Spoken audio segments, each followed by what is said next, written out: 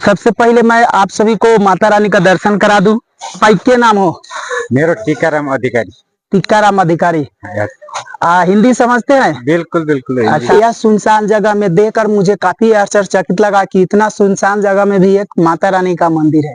अभी मैं शिमला के पहाड़ी एरिया में हूँ और हमारी लगातार आपको 10 दिन तक वीडियो प्रोवाइड करेगी। तो अभी नए लोग जो देख रहे हैं शिमला के पहाड़ी एरिया में, वे सब्सक्राइब करके अपने पेज को फॉलो करके हमसे जुड़ जाइए। दोस्तों, यह रेवा घाटी है और अभी मैं रेवा घाटी में हूँ और चाइना बॉर्डर के जस्ट नजदीक में हूँ और यहाँ से चाइना बॉर्डर ज्यादा दूर नहीं है। और यहाँ के कुत्ता को देखकर लगता है कि शेर ही है। पीछे से देखने के बाद कुछ ऐसा ही लगता है। पहले बार देखकर मैं डर गया कि कहीं काट ना ले, लेकिन यहाँ के कुत्ता बहुत सुधा है, यानी कि काटने वाला नहीं है। तो आप सभी को इस पहाड़ी पे मैं एक माता रानी का दर्शन कराऊंगा। और आपको पता ही होगा कि देवभूमि पे, देवभूमि हिमाचल प्रदेश कहा जाता है, यानी कि आप माथा भी टेकते हैं तो आपका बिगड़ा हुआ काम बन जाता है। तो अभी मैं पहाड़ी, सुनसान पहाड़ी एरिया में माता रानी के मंदिर के पास हूँ। यही माता रानी का मंदिर है और आप लोग भी दर्शन कर लीजिए, माथा टेक लीजिए, क्योंकि आपका बिगड़ा काम भी बन जाएगा।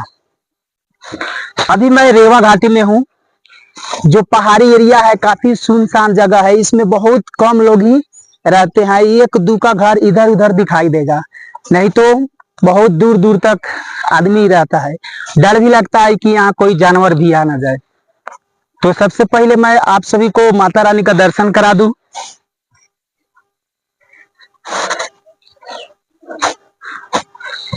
और देखिए, इसमें ताला मारा हुआ है, नहीं तो हम अंदर चल के माता रानी का दर्शन करते। आप बाहर से ही दर्शन कर लीजिए माता रानी का दर्शन।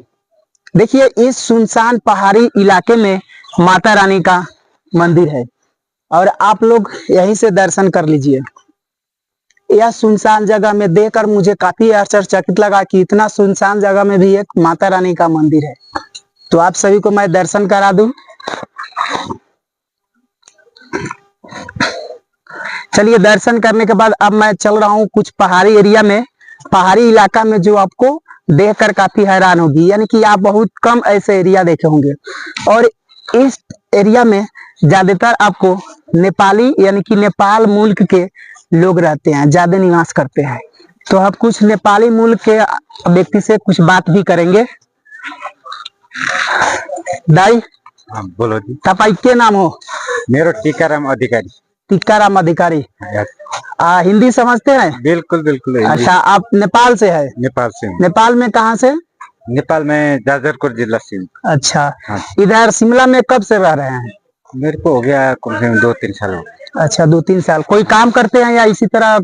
नहीं, कौन सा काम? मैं तो काम करता हूँ। मैं ऑल अंडर सप्लाई करता हूँ, बागवानी का काम करता हूँ, मिस्त्री काम करता हूँ। आप जो भी काम लगा लो मैं करता हूँ। हम काम करने लोग। यानी नीचे से पहाड़ पे माल टपाना होता है तो आप लोग करते हैं? सिर में रस्सी लगा के। सिर में रस्सी बांध कर। बिल्कुल। बाकी दूसरे लोग से जल्दी होता नहीं है। लेकिन आप लोग बहुत टैलेंटेड है, मेहनती है कि ये सब। ओहो, चलिए, ठीक है। बाकी नेपाली मुल्क के कुछ व्यक्ति थे, हम बात कर रहे थे। ये लोग यहाँ रस्सी में बांधकर जैसे माल हो गया, बालू सीमेंट या कोई भी काम होता है वो ये करते हैं। और कुछ देर के बाद, दूर के बाद देखिए एक दुकान आया, यानी कि लगभग 2 किलोमीटर के नजदीक में एक ही दुकान मिला। यानी कि आपको दूर दूर तक दुकानें मिलेगी। यहाँ सामान, वो भी सामान महंगा ही मिलता है। अभी मैं रियो घाटी के पहाड़ी एरिया में हूँ और चल रहा हूँ। आगे तक भी आपको मैं घुमाऊंगा और दिखाऊंगा कि पहाड़ी एरिया का जीवन शैली कैसी है। इधर आपको मैं पहले बताया था कि नेपाली मुल्क के व्यक्ति ज्यादा रहते हैं और उनका काम होता है, जैसे ही रोड है, रोड से ऊपर माल टपाना, यानी कि बालू सीमेंट या कोई भी काम है जो घर बनता है, उसके लिए ये सब काम करते हैं। जो हिमाचल प्रदेश के है या बिहारी है, उनसे यह काम नहीं होता है। आप लोग गोरखा के नाम सुने होंगे। गोरखा का काम यही होता है कि वो नीचे से माल ऊपर टपाते हैं, उनको हैबिट होता है शुरू से लेकर अंत तक ये लोग यही काम करते हैं। और हमारे जितने भी बिहारी भाई लोग होते हैं उनसे यह काम नहीं होता, तो वे लोग सिर्फ घर मकान बनाते हैं या पेंट या कोई भी काम दूसरा काम करते हैं। और इधर आपको दिखाई दे रहा होगा कितना सुनसान एरिया है, यानी कि खलार एरिया है।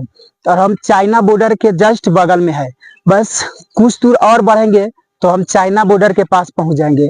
और चाइना बॉर्डर में तो आपको डर भी लगता है कि यहाँ चाइना वाला कुछ कर न दे। और इस एरिया में ज्यादातर आपको नेपाली मुल्क के, चाइनी मुल्क के और शिमला मुल्क के व्यक्ति ज्यादा निवास करता है।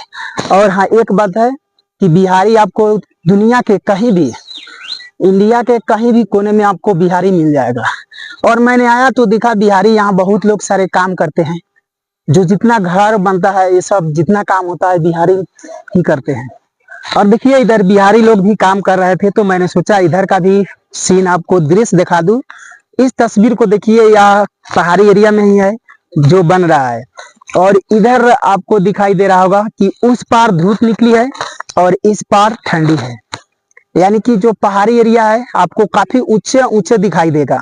और जो सूरज है, यानी कि सूरज किरणें एक तरफ तो अंधेरा रहता है और एक तरफ धूप निकली रहती है।